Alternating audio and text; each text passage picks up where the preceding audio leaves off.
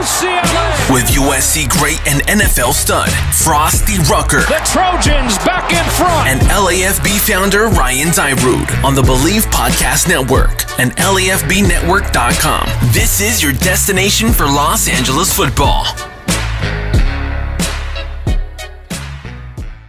Los Angeles. What's going on? What's happening? Happy belated Thanksgiving. Hope you had a fantastic holiday, whether you were alone with loved ones at home, bunkered down, or you did travel and get out, or at least across the cities and met up with family and friends. I hope it was a great one. Welcome into the Believe in LA Football Podcast. I'm your host, Ryan Dyrud. Frosty Rucker not joining me today. It's been a crazy week. It's a holiday week for us, just like everyone else. So traveling and family stuff, which is always more important. So we weren't even going to record today, but I wanted to get something up quick. I had a little break in the action. We always do our Christmas stuff the day after Thanksgiving. So we just finished putting our tree up. I'm looking at it right now. Beautiful. But I had a little break. So I was like, you know what? Let me get a little preview episode up because we do have some big time games this weekend. So wanted to at least do that. So this is the LA Football Podcast on the Believe Podcast Network. Also on LAFBnetwork.com. Your destination for Los Angeles football teams. Great content, guys. Check it out. Your Chargers, Rams, Bruins, and Trojans. Everything you need to know about your teams. We got you at LAFBnetwork.com. So I had a great Thanksgiving, guys. I loved it. It was a lot of fun. We went over to my wife's family's or my wife's sister's house, not too far from us. Had 2 turkeys. My brother-in-law smoked one. Had never had smoked turkey. Fantastic. So good. I was very impressed with how good it was. And then we had the more conventional oven-cooked turkey, which was great too. But, had the stuffing, this like 8 cheese mac and cheese, fantastic. Green bean casserole, which is like a go-to for me. It's important. I'm curious. I'll put a poll up after this, but what's like a must-have side dish for your Thanksgivings? A must-have side. Obviously, turkey. I'm not putting that in there. But a side dish. For me, green bean casserole is a must. So mashed potatoes are probably a must. I grew up on sweet potatoes and yams, whatever you want to call them. I grew up on that. Since I've moved here to California, all my Thanksgivings now have been spent with my wife's family. Never have sweet potatoes. It's just not their thing. What they do have that is a game changer that threw me off the first time I went over there. They are Mexican. If you did not know that, my wife is Mexican. They have their mom's, my wife's mom's, homemade chili, salsa. They put on, not beforehand, you put it on the side, but you put it on your turkey, your mashed potatoes, whatever you want, and it is so good. Salsa rojo, it's a red salsa, but it's fantastic. One of my absolute favorites, and it's a important staple for now, my Thanksgivings moving forward. So it was super pumped about that. It was very good. But yeah, I had a great, relaxing time. Watched some football. Just hang out with family and friends. We were safe, obviously. Hope all of you were too. So happy belated Thanksgiving. Hope it was fantastic. And now we are officially in full holiday swing season, which is my favorite time of year. Best time of the year. I've been watching Christmas movies since November 1st. So I think I speak for myself when I say this is my absolute favorite time of the year. Mia's first Thanksgiving. Mia's first Christmas. It's going to be a blast. I can't wait. So hopefully when you're with friends and family, you were drinking Golden Road beer. I hate this bar, but I don't want to hold the mic, so got to use it. So hopefully you got yourself some Golden Road. We got the Who's House Blonde Ale right here. Delicious. I don't have a co-host. It's weird. There's an awkward pause, but got to have a swig of it. Fantastic. You can actually get that on LAFBnetwork.com. Head to the LAFB locker room. You'll see the bolt up. You'll see the Who's House. We got a, what else do we have on there? The Dog IPA, the Lazy Dog IPA, and the Mango Cart. So those 4 on there. You can buy them right there. How easy is that? You're already watching the show. You might be on LFB Network right now. You can head to the LFB locker room, pick yourself up some delicious Golden Road beer. So head there. Tell them the LFB Network sent you. Yeah, guys, got a good show for you today. I just want to quickly touch on each of these games. We do only have 3 games. If you did not hear, unfortunately, the USC game versus Colorado was canceled. A USC player tested positive at the beginning of the week. And then on Wednesday, everything looked to be back on track. And then a few more cases sprouted up on Thursday, putting USC under that scholarship number or limit, whatever you want to call it. And so that game, unfortunately, has been canceled. I really liked USC chance in this game. It was a battle of two undefeateds. I just thought USC was the better team. I don't need to go into a breakdown or preview since they're not playing. But I just really liked USC. I know Frosty did too, to move to 4-0. So definitely unfortunate that doesn't happen. And unfortunately, let me first say this. First and foremost, let's make sure these kids, coaches, personnel, whoever has contracted the virus is healthy, is safe. That is absolutely the most important thing. So hopefully they recover fine, whether they're symptomatic or not. That's first and foremost. So whatever you think about this virus or about these protocols or about how our lives have changed because of it on the daily, it's still, you want people to be healthy, right? I mean, that's absolutely the most important thing. You want people to get over it and do what they need to do to get back to, just living a normal everyday life. So that's first and foremost. On a football scale, since this is the LA Football Podcast, it's unfortunate because I think it really will end SC's chances at making the playoff, which were very slim anyway, with only 7 games, razor thin. They needed a lot of help. They had to run the table. They needed, as the season progressed, to look better and better, which they did against Utah. The offense started clicking better. The defense really clamped down. And they need to just kind of get those style points for the playoff. Not necessarily for the program because this is a weird year, but if they wanted a chance to make the playoff, they had to start stacking some style points. But they lose another game. It's not like the other conferences where they postpone and maybe reschedule, canceled. So maybe if something were to happen, they can squeeze another game. I don't know how they would do that because I think their season's going to run all the way to the very end when the playoff committee decides. I don't know how that would happen. I haven't really looked into it hard. But if it doesn't, which I don't think it can, 6 games, I feel like there's no way they'll get in unless we start seeing all these other SEC schools and Big Ten schools. Their games get canceled too, and they end up only having 8 or 9 games total instead of the 10, 11, 12. So if you have an SC with 6-0 and you have we'll say Florida or Alabama or these other schools, maybe they only SC 6-0 and they're 7-1, so 2 more games, then maybe they have a shot. But that a lot would have to happen for that to happen. So unfortunate, but yeah, prayers for those kids. They're all getting better. So we don't need to talk about that anymore. But we got UCLA playing Arizona. They had a big week against Oregon. They played well. Unfortunately, came up short. Chase Griffin's first collegiate start. And it's looking like he'll go again this week. So we'll get into that game a little bit. Rams and Niners. It's Niners week, baby. Niners week. Always love Niners week. And there's a lot I want to talk about that's going on Twitter. Stay tuned for that. And the Chargers and Bills. This is going to be a super fun matchup. Mainly, I think, just the Justin Herbert, Josh Allen. I don't comp them. I've seen some people comp them. I think just because they have big arms and they're both over 6'5" and can run. People like to comp them. I think they have different skill sets. Justin Herbert's way more accurate. Yada, yada. But we'll get into that game too. So I think it's going to be a super fun matchup. So let's get right into it. Show, as always, brought to you by betonline.ag. They have tons of prop bets. Basketball season's coming back. The NBA draft just happened. It's crazy. Basketball starts in like a month. I feel like it just ended. We're going to hit the NBA season starting in December, so that's crazy. I'm going to start placing bets on that. Obviously, football, college, and NFL full swing, so make sure to head those. I love parlaying. I got to talk to you guys. Last episode, if you listened, I said I'm going to bet on the 4 LA football teams. I wasn't going to bet them all to win. I liked the Rams, Chargers, and Trojans to all win, and the Bruins, this was before DTR wasn't even playing when I placed my bet, but the Bruins were a 13.5 dog. So I was like, you know what? I think me and Frosty both thought they could play spoiler, could win, but at worst, they were not going to lose by 13.5 points or 13 points. I thought they could at least keep it within one score. So I took that bet. Took the Rams to win straight up over the Buccaneers. I took the Trojans to win straight up over the Utah Utes. And then the Chargers were 9.5 point favorites, and I took the 9.5 points. Guys, killed me because the Bruins lost by 3 in that game they were in. That hit. Obviously, the Rams won. Obviously, the Trojans won. And then the Chargers did not cover. They won, but they let the Jets come back in the game. They did that intentional safety, but they were already only winning by like a touchdown at that point anyway. So my bet that would have turned in, I'll just say very high returns for what I put into it, did not hit because the Chargers did not cover. But at least they won.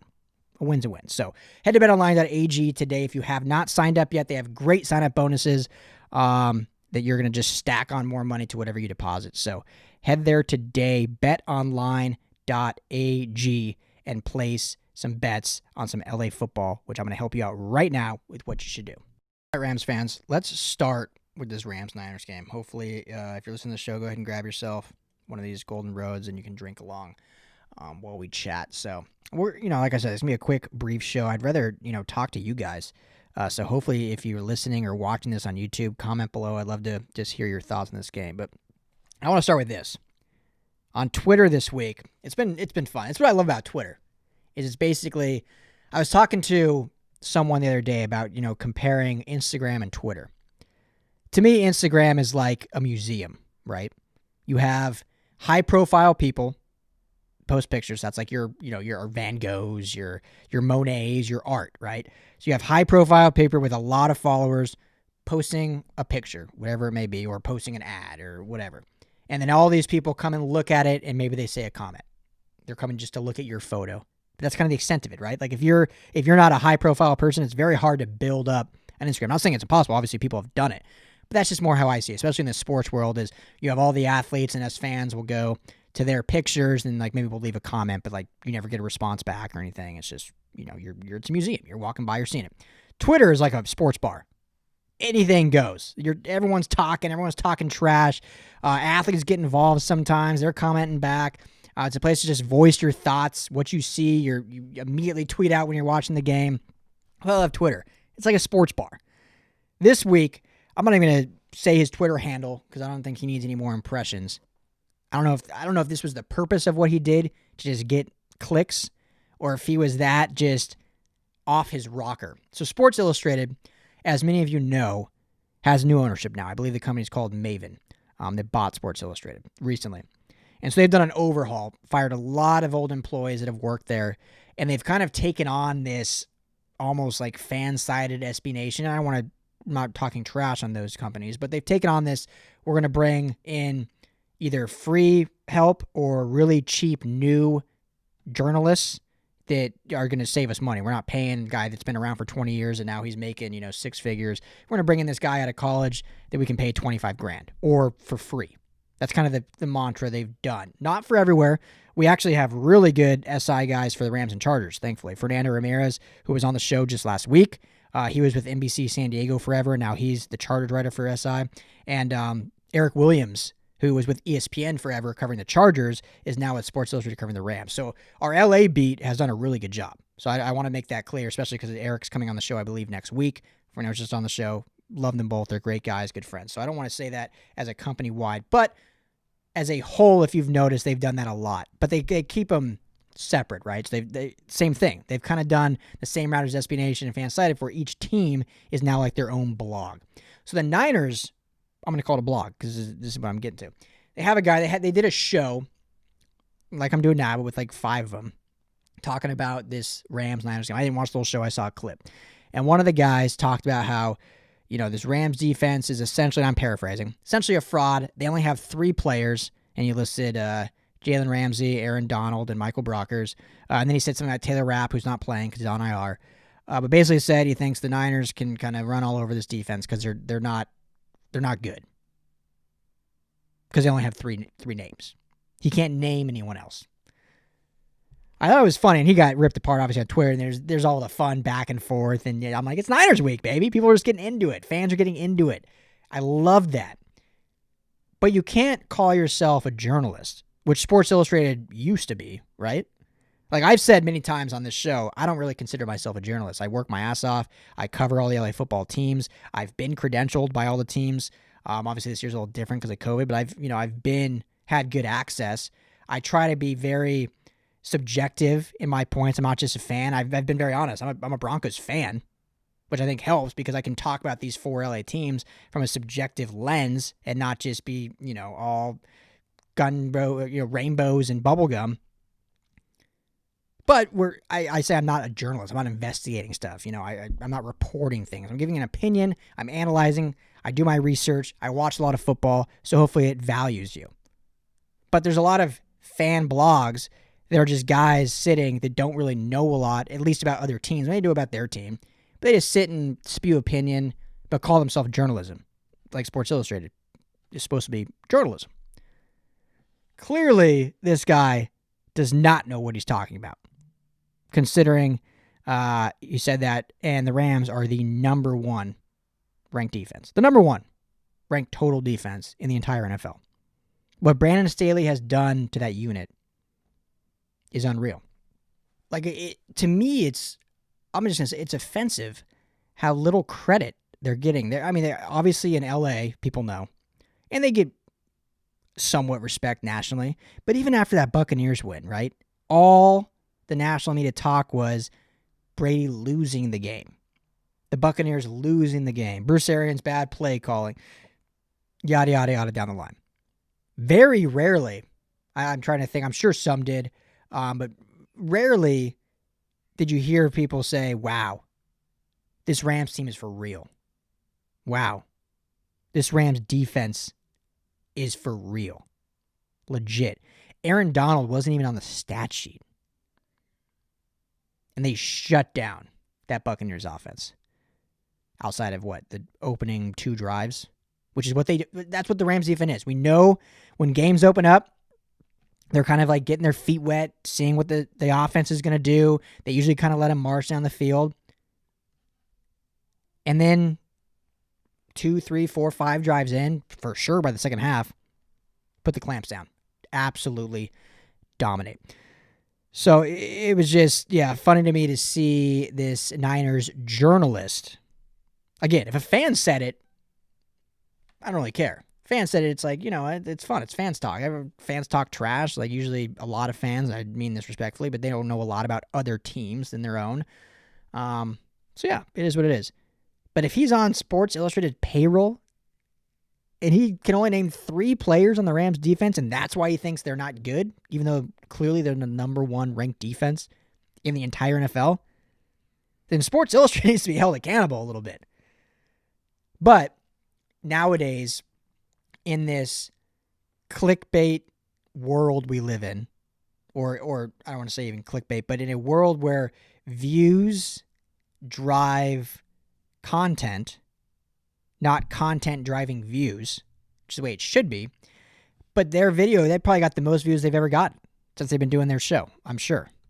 Because not only do they have their fan base watching it, but now you had a mob of Ram fans retweeting, talking about it. It starts a big debate, which is great, which is all fun.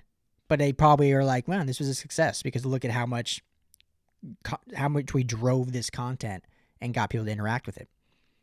So I'm sure Sports Illustrated is upset by it. I just am like, wow, this is a Sports Illustrated. Again, it's not SB Nation, not fan-sided, not some new blog that we don't know. One of the most respected sports journalist outlet. I mean, I think in terms of history, Sports Illustrated might even be more respected than ESPN.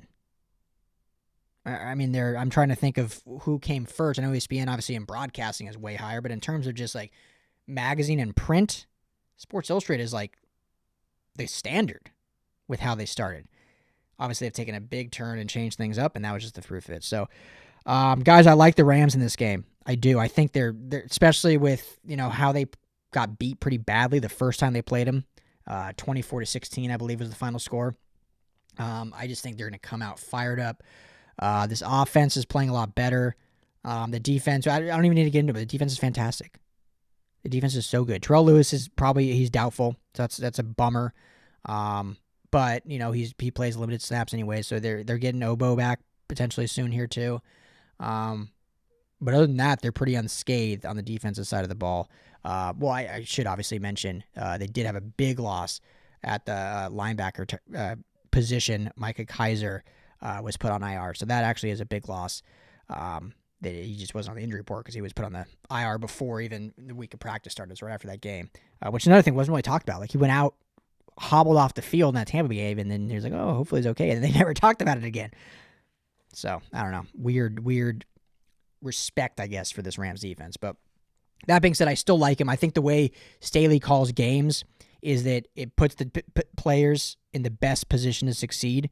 And even though they have a few guys down, it's that next man up mantra. I know every team has it, but the way he schemes things, it utilizes whatever player's in that position at that time. So it's not like you're saying, okay, Aaron Donald's really good at this, so if he's out, you need to do what Aaron Donald does. I know it's not going to be at that same level, but do what he does. No, he says, okay, Aaron Donald's out. Let's scheme a little differently to use your skills the best that you can do, right? So it's not just you're filling in for someone. It's like, okay, well, now we're going to change things up because you're playing instead of that player. So I think he's done a really good job of that. So it's obviously a loss not having Micah Kaiser, not having Terrell Lewis. Obviously, Taylor Rapp's already been on the IR, missed a game. But he does things schematically that benefit those who are in. That's why we've seen Darius Williams just have a breakout year, become a household name. The guy's been fantastic. I think he's the number two graded PFF player in the Rams defense behind Aaron Donald. So that's saying something, even above Jalen Ramsey. So, yeah, and the Niners have their own tons of guys out. Let me look at the list here. I know they're getting some guys back. Deebo Samuel should be good to go. Javon Kinlaw is questionable. They have a bunch of guys still on the COVID list. So, yeah, they have their own issues with injuries and stuff. I just like the Rams in this game. I think they have the better quarterback. They have the better running backs. Kyle Shanahan does great at scheming for his running backs, but the Rams have the better running backs. Offensive line is a toss-up. Receivers, I like the Rams better. Niners have a lot of talent. But again, those guys, Brandon Ayuk's coming off that COVID list. Is he going to play for sure? Like I said, Deebo Samuels should be back, but he's banged up. They just have not consistency there right now. Rams, we know we have, in my opinion, two of the best duo in Robert Woods and Cooper Kupp in the entire NFL. So I think they'll be okay there. And then on defense, this Niners unit that was such a dominant force last year, just with how many injuries they had. Obviously, Nick Bosa's out and all this stuff. I just think this Rams unit is much better right now. And obviously, they're playing like they're first in the NFL. So I like the Rams in this game, guys. I'm going to go. I'm telling you, I think they have a big bounce back game. I think they put up 31 points. I've used these last two games. If you've listened to the LA Football Podcast, I've gone low scoring. And I've been pretty close. I had the Seahawks game very low scoring. I had the Buccaneers game 24-17. I think the final was 27-24. I'm drawing a blank now what the actual final was. Let me see here. So, yeah, 27-24. There you go. So I'm going low, but I think the Rams put up 31 in this game. I think they hit the 30s. I think they rushed the ball over 30 times. I think Jared Goff doesn't make any costly mistakes. He had 2 bad picks last week, but luckily it didn't cost him. They ended up winning. And I think Goff's been playing overall much better too. That's another, we can talk even more about that, but I just think he's playing a lot better. But I think this game, no costly mistakes. Plays a good, clean game, over 30 carries, and they get over 30 points. So I'm going to go with 31. Let's go 31-17 for this game. I just don't think that. I don't think the Niners offense, obviously they don't have their big tight end. He's out, so on the eye, done for the season most likely, unless they make a late playoff push, which I don't think is happening. But greater things have happened. So I just like the Rams in this game. 31-17. Let's hear it, Rams fans. What you think about that? Tweet at me, Ryan Dyrud, LAFB. You can email me, podcast at LAFB Network, but I'm curious how you think this game's going to go. Love to talk to you all game. Hit me up on Twitter. We joined a new chat called Thready. A Rams fan, his name's Goffman on Instagram. Shout out to you. He made this app, and I think it's super cool. The design of it is awesome. It has very interactive, a bunch of different memes you can play with. It's just a really cool app to use for chatting, and you can also have links within the tabs. So we have our own LAFB Network chat, and we have all of our podcasts up there, our articles up there, so you can go to the Rams page, check out all of our stuff. So it's really cool, really intuitive, really fun to use, and then you're talking with other Rams fans. So if you want, join that. It's Thready, Thready on the App Store. And just join the public chat, LAFB Network. There's only 3 public chats, so it should be easy to find. I think it's Rams, Chargers, and LAFB Network. So join ours, and then we have a separate Rams chat in that. So if you want to join that, we can talk during the game as well. So, all right, Chargers fans, let's get into this Chargers-Bills game. 10 a.m. kickoff. I'm extremely excited for this game. I think this is a really good Bills team. Obviously, we saw them beat the Rams earlier in this year. They've beaten the Seahawks. They've beaten a lot of good teams. I think Josh Allen's playing a lot better. I've never been a big Josh Allen guy. I didn't love him coming out of college. He was a guy similar, in my opinion, to Jordan Love. Not in their skill set necessarily, so don't hear me wrong on that. But I know there's a lot of Chargers fans who are really big on Jordan Love. But he was a guy that had a really productive junior year and then a not at all productive senior year. Josh Allen talking about. So I know he had intangibles, and we're seeing that now. He's got great arm talent, big-bodied guy, mobile, can run the football when needed. But I'm big on production. I want to see production. Obviously, there's intangibles that quarterbacks and players of all sorts need that you can hopefully get the most out of at the NFL level. But for me, I want to see production. If you're a starting quarterback, especially playing at a smaller school like Wyoming, going up against lesser competition, you're only throwing for 1,900 yards your senior year, to me, that was a red flag. And he struggled mightily his first 2 seasons, and here we are in year 3, and he looks a lot better. Still has some of the bad things that he's done, his bad tendencies that he has, but overall he's playing really well. I know a lot of people have him in the MVP race. I don't know if I'd go that far. He had like 3 or 4 weeks there where he went back to kind of his old ways. Really wasn't producing like he has in some weeks, but there's other weeks where he looks like the best quarterback in the NFL for that specific week. So I love this matchup because of him and Justin Herbert. Similar in a way that they're the same size, big body, they can run the football when needed. Huge arms. They're really good with the deep ball. Another thing Josh Allen struggled with a lot, but this year he's gotten a lot better. But Justin Herbert's been lights out with his deep ball this year. But so that's obviously one side of this game, which I think is going to be a lot of fun to really watch. So I'm curious, Chargers fans, what you think about this game. There's a chance Austin Eckler can play Coach Lindstedt, which would be a huge, huge boost for them if they're able to get him back. I know he's came off the IR, obviously. I don't know even if he does play, if they would really push him that much. But Kalen Ballage is also banged up, so his status is questionable. He was limited all week, so that leaves them with Joshua Kelly. So I think if Eckler's back, just my opinion, he will get a decent workload. If he's ready to go, he's ready to go. I don't think they're going to ease him in or anything like that. So that'll be something definitely to monitor. After Eckler, though, even more importantly, though, this Chargers team has some big names out on the defensive side of the ball. A defensive unit that's already obviously had their struggles, well documented. Frosty and I have talked about it a lot, but you have Casey Hayward, Melvin Ingram, and Uchenna Nwosu all out for this game.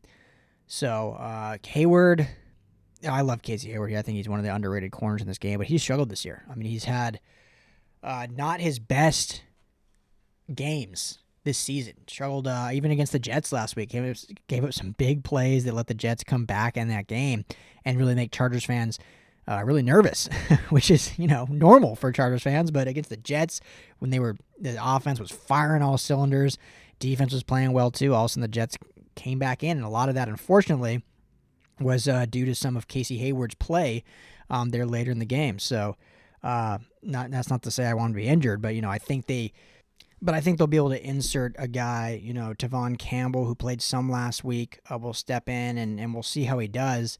Obviously it's big shoes to fill, but just with how Hayward struggled, I don't know if it'll be a huge drop-off. And again, that's not to say anything about Casey Hayward, because I still think he's one of the better corners in the game. He's just had his struggles this year, so we'll see how Campbell does. And he may end up having a solid game. What helps them, and we're never rooting for injuries, but John Brown on the other side of the ball for the Bills is out, so that's their big deep threat, and he will not be there. So obviously you have Stephon Diggs, who is one of the best receivers in the entire game. And Chris Harris, no Casey Hayward, so who's going to cover Stephon Diggs? Whether it's a safety and a corner, double them all night. I don't know what they're going to do all morning. So that's going to be a huge matchup to watch, is who is going to be on Stephon Diggs, because obviously it probably would have been Casey Hayward. I don't know if they want Tevin Campbell on him. That might be asking him a lot, so I would assume it would be Mike Davis, especially with, like I said, John Brown being out. But we'll see. That's going to be a tough matchup, and I think the way you alleviate that or help that matchup is to get after Josh Allen, get after the quarterback. Well, guess what? Melvin Ingram and Uchenna Nwosu are both out in this game, like I said. So this is a huge, huge 3 guys, which story of the Chargers' life. Derwin James, Chris Harris Jr., big signing. He's been out for a long time. Should be back soon, though, hopefully. But who's going to apply pressure? Obviously, Joey Bosa is playing. But who's going to be, Isaac Rochelle, I guess, is going to be on the other side now. You slide Damon Square, have him in there. Jerry Tillery, who obviously plays tackle, but they'll get him hopefully more reps. Those are big losses. Melvin Ingram, Uchenna Nwosu. Uchenna Nwosu is Melvin Ingram's backups. The fact they're both out. Who's going to apply pressure? Because now with Casey Hayward out, you need to get after Josh Allen, so he doesn't all day for Stephon Diggs to get open. So those are some tough losses. They're going to be tough to get over. I don't love the Chargers in this game. I love that they can play spoiler. I think they can surprise people for sure. But I don't just love the matchup, especially with these injuries, these new injuries. I think the offense will play well, which they have been all year. Love Justin Herbert. I think he's going to fight, to the end of the game. But I just don't know if they'll be able to get enough pressure on Josh Allen.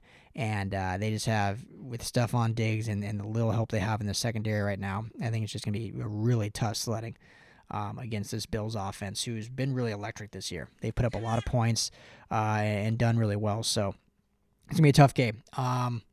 Overall, I'll say, score prediction for this one. I rarely pick against the Chargers. I know that sounds bad because they've only won 3 games. I like them in most games, and they're very competitive. I think they're going to be competitive again, so I don't think it's going to be a blow-up by any means. I think the Chargers can do things to, like I said, play spoiler, but if I just have to put a prediction down, I think I got to go with the Bills putting up 28 points and the Chargers only getting to 24. So I think it's another close one-possession, one-score game, but we'll go 28-24 Bills. But I hope, fingers crossed, the Chargers can play spoiler. Let's look. I haven't looked what the spread is on betonline.ag on this game. Because if we're going to bet on this game, like I said, Rams game already, I have them as a win. I like them against the Niners, and they win fairly big, too. I think I said, 31-17 was my score. So if you're betting, take that. Just take the money line. You don't got to mess with the spreads. Rams are winning that game. Okay, let's see this Chargers game here. It's a 4-point spread. So the Chargers are +4. So my prediction right there would be a push, 28-24. So depending how you want to, whatever that means to you, I'm not a huge gambler. But if you are, you probably are safer taking the Bills winning by more than 4. Because that would mean your Chargers would need to either win or only lose by 3. Which is very doable, but I think you're probably safer if you're really been to betting to probably take the Bills -4. I hope I'm wrong. I mean, I hope I don't lose your money, but I hope I'm wrong. Obviously, we want the Chargers to win and play spoiler like I think they can, but it's just a tough matchup with this Bills team. But I'm excited to watch the Justin Herbert, Josh Allen showdown. I hope they haven't really built it up, I feel like, all week, which I think they should. This is a great marquee quarterback matchup.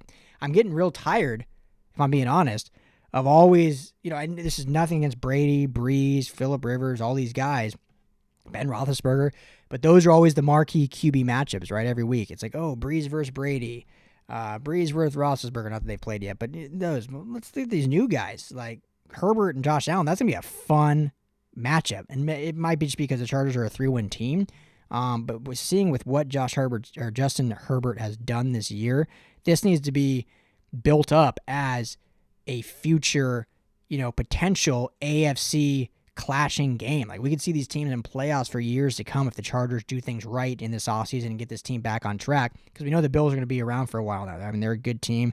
Made the playoffs last year. They're on track to make the playoffs this year.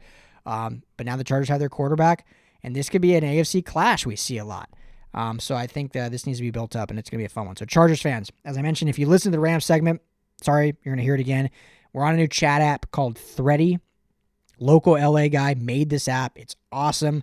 It's super intuitive. It's really cool design. THREADY. Download the app on the App Store. Join the public LAFB network chat. There's only 3 chats, so pretty easy to find. LAFB network. Hop on there. Let's talk during the game. If not, I'm always on Twitter watching these games, so chat at me, Ryan Dyrud. LAFB, or the main account is LAFB Network. So, unfortunately, I have it predicted as the Bills winning 28-24, but I hope I'm wrong. All right, Bruins fans, let's talk lastly about this UCLA Arizona matchup.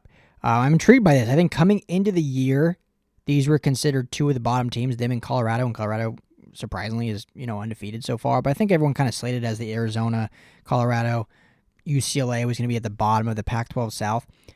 I've liked how UCLA have played so far. I know they're 1-2, but even against Colorado, you take out that first half, they played a lot better than the second half. They bounced back, they battled, they rallied around their quarterback. They got the win the next week against Cal. They dominated, basically after the first two possessions, dominated the entire game. And then last week against Oregon, again, a couple costly turnovers. Outside of that, they played an 11th-ranked Oregon team very well and had a chance to win at the end of the game. Chase Griffin, first start ever at the college level, and he looked pretty good. Is there a true QB competition now between him and DTR? I don't know. It's looking like Chase Griffin is going to play again on Saturday. Whether that's just more precautionary, whether that's DTR has been cleared to play yet. I know he didn't actually have COVID. It was all contact tracing. It's hard to say. So I don't really know. They've kept a lot of stuff close to the vest with all that stuff. But from what I've heard, Chase Griffin should get the start again. So we'll see now in his second game against Arizona. If he lights it up and UCLA wins this game, we may have a QB controversy. I don't know if Coach Chip Kelly will say that. But as fans, if you see Griffin go out and play a clean game, because, he had turnovers last week too. So, same thing from the QB position there. But he showed some good things in his first ever start against a ranked opponent.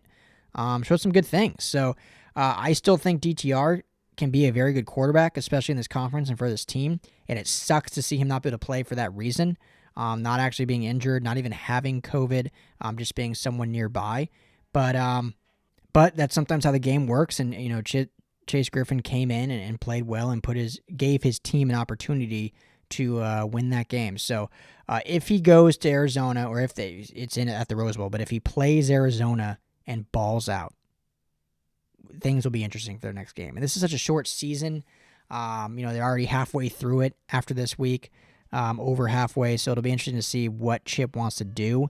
I would assume DTR would be back for next year as well. So now it's looking forward. Like, okay, do you roll a Chase Griffin next year? Or are you building DTR for next year? Like, a lot of intangibles to see, but hey, we got to get through, and they got to win games. UCLA is actually surprisingly, I think they're the better football team, but they are a 10.5-point favorite on betonline.ag. But I like UCLA in this game. I think Demetric Felton goes off again. The guy has played so well this year so far. Another huge game against Oregon last week. As long as they get him 25-plus touches, they're going to have a good opportunity to compete and win these games. And I think they're the better team in this one. Arizona's showed some good stuff. They showed some good things against USC, where a lot of people were surprised because they kept that game down on the wire, only lost by 4 points, and then they got blown out last week. So I think that's more the real Arizona team was what we saw last week. And I think UCLA, the way that they've bounced back from some of those bad turnovers, if they can eliminate those turnovers, they could be undefeated right now. They could be a 3-0 football team right now if they cancel out those turnovers. So hopefully they do that against Arizona. They play a clean football game. Demetric Felton gets over 25 touches, and Chase Griffin, if he does start, plays a well-balanced, clean game. And I think we'll see UCLA come out victors because the defense has played probably the best they've played this year in Chip Kelly's tenure. The defense has played very, very well. I think they're number one in efficiency or tackling in the entire Pac-12, so they've played very impressively. And they go up against a much lesser offense this week in Arizona than they did last week against Oregon. So I like UCLA in this game. 10.5 points. I don't know if I love that. I don't know if they win by more than 11. But I like UCLA winning this game and getting back to 500, where they can then, move forward for the rest of the year, and then we'll see what happens at the quarterback position. But, I like the Bruins in this one. But, so think that will do it for this quick edition of the LA Football Podcast on the Believe Network, on LAFBnetwork.com. Thank you all for tuning in. I know it was a quick one, easy, short. Frosty Rucker, my man, will be back next week. We got a big show lined up with a bunch of guests on Monday, so looking forward to that. But hope you guys enjoy the games this weekend. Like I said, hit me up on Thready, hit me up on Twitter. Let's see LA football go 3-0 this week. Chargers got a tough one, but I think they could play spoiler if they do everything right. Love the Rams against Niners. think they ball out and dominate, and I like UCLA against Arizona. So stay healthy, stay safe, everyone. Find me on Twitter at Ryan Dart LAFB. The main account is LAFB Network. Subscribe to the show wherever you listen to podcasts. We are everywhere you listen, and we have video format on YouTube, Instagram, and Facebook. All of those can be found at LAFB Network. Have a great weekend. We'll talk to you guys all next week.